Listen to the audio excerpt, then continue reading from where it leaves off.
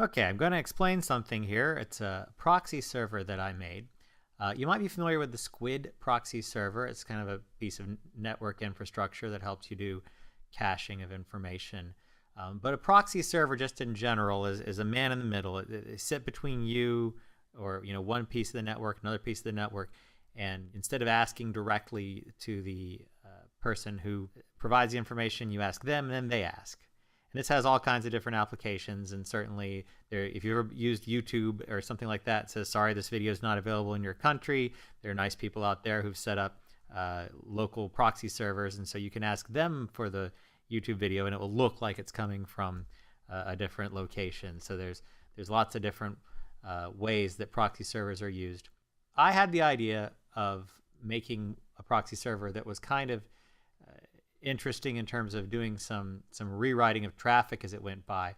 I had seen this thing, the upside down Internet, and what happened is that there was this guy who noticed his neighbors were using his Wi-Fi, and he, being a technical person, instead of just setting up a password, decided that he was going to rig it up to change the traffic, to change the web that any machine that wasn't known to him to be one of his would get.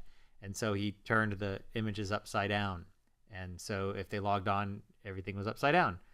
It's kind of funny. And he also had other options like to be able to blur it. And so the way this trick works is that he'd set up the proxy server so it would download the whole image file, and then it would run a transformation on it after the image had been completely downloaded. But I started wondering how one might deal with rewriting network traffic in sort of real time with low latency, so that you didn't have to download the entire file. And so I came up with the notion of, in the aquatic creature realm, Flatworm. Very kind of basic, kind of simple.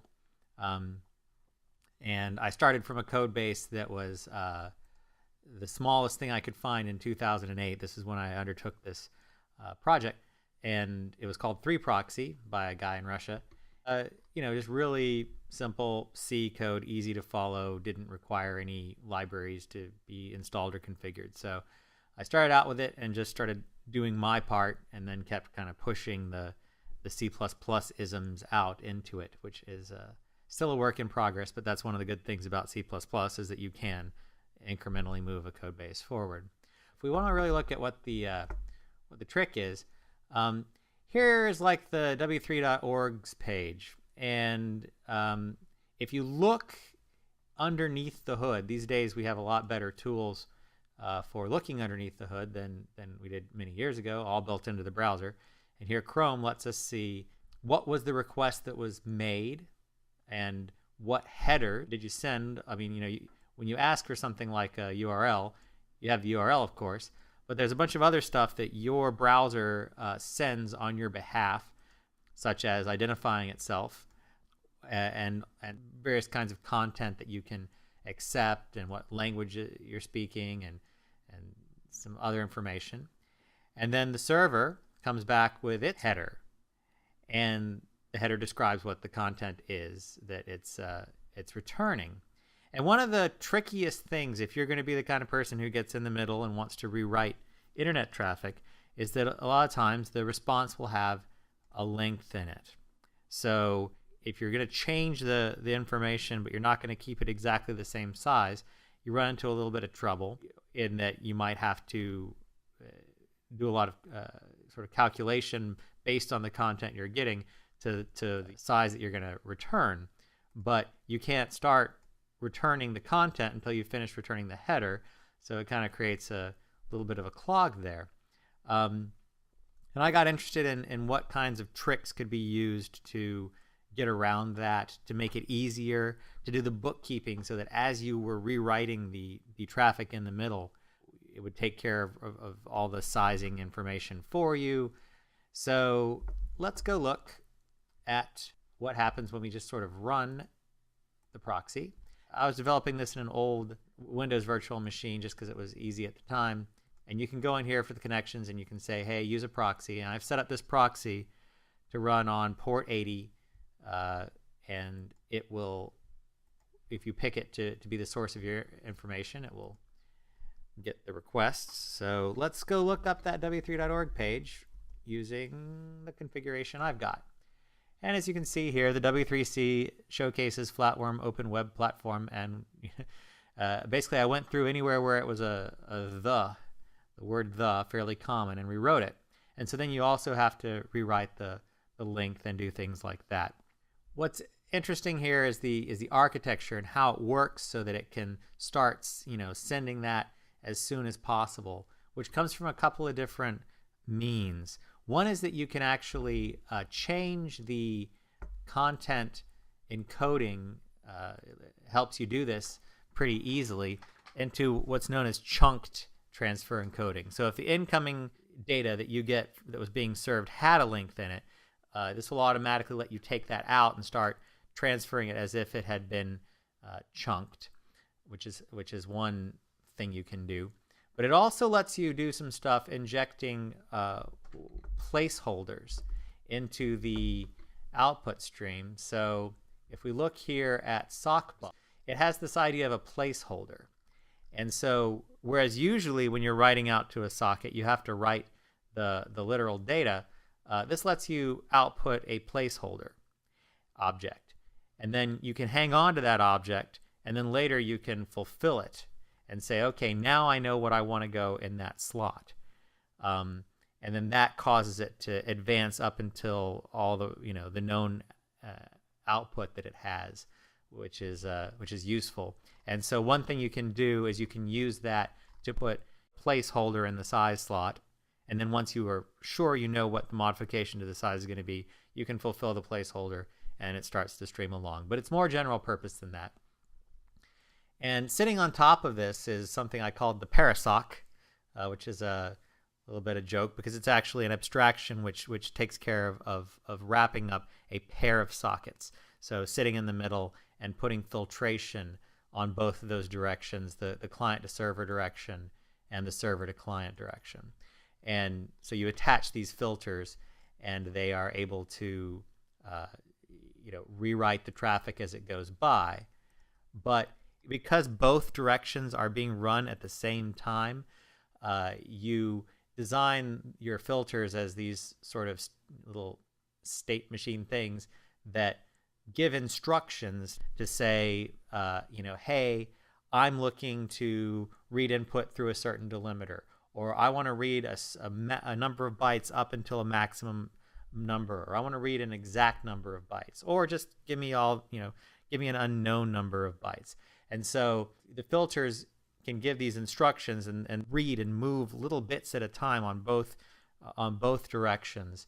You always have a filter of some kind attached, even if it's just one that's ignoring it or immediately requesting a quit instruction. And making it all the more interesting is that the filters have a nesting to them. So this data filter.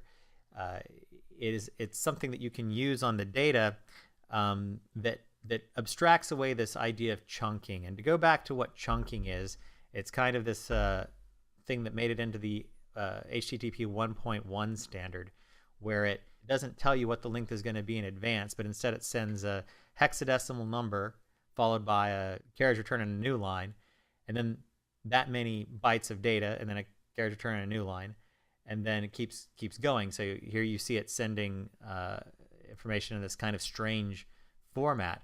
But if you want to use, if you want to do rewriting in Flatworm, all you have to do is sort of chain your filter inside of this filter. So this, you say, okay, I want to process HTTP response data, but I want the chunking to be transparent to me. So then you plug your filter in as a sub filter, which is useful. And I had this big idea at the time to rewrite frames in YouTube videos. You've got this large stream of information going by, and you don't want to wait for that multi-megabyte YouTube video to be transferred before you go inject your frames. You want to be doing this in sort of real time. And I was getting kind of into the design and started to build it, but it became complicated, and I got more interested in just solving the general problem, the Flash stuff got kind of deep. But I started a little bit. So it was interesting to come back to it, 6 years later with some more information and different ways of thinking, and also how much had changed. Because at the time I was conceiving this, traffic was not being sent over HTTPS so often, but these days Google sends all of their requests get forwarded to a secure transfer. So good for them. All their searches, as you can see, come up as HTTPS, and even the YouTube data that streams by is HTTPS. And if you're writing a proxy server, you basically are not asked a GET request or a POST request by the person using the proxy. They actually, ask you just for sort of a raw connection, and encrypted traffic goes over that connection. So it's just a way of tunneling the information. So, good for Google. They also undid my, replace Google with Skynet original test. So that's why it's now replacing with Flatworm.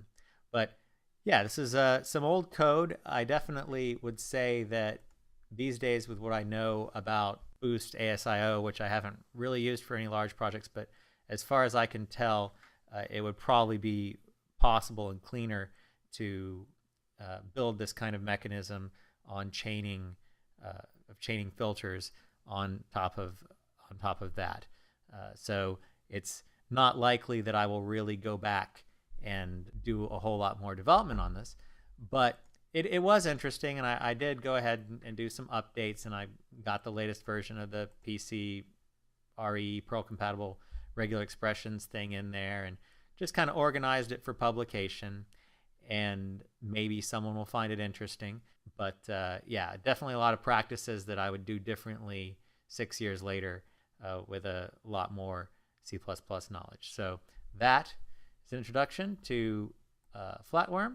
If you find it through some web search and want to try doing something with it and want help in how to understand it, I looked over it. It makes some pretty good sense. I think it mostly works. So that's all. Thank you.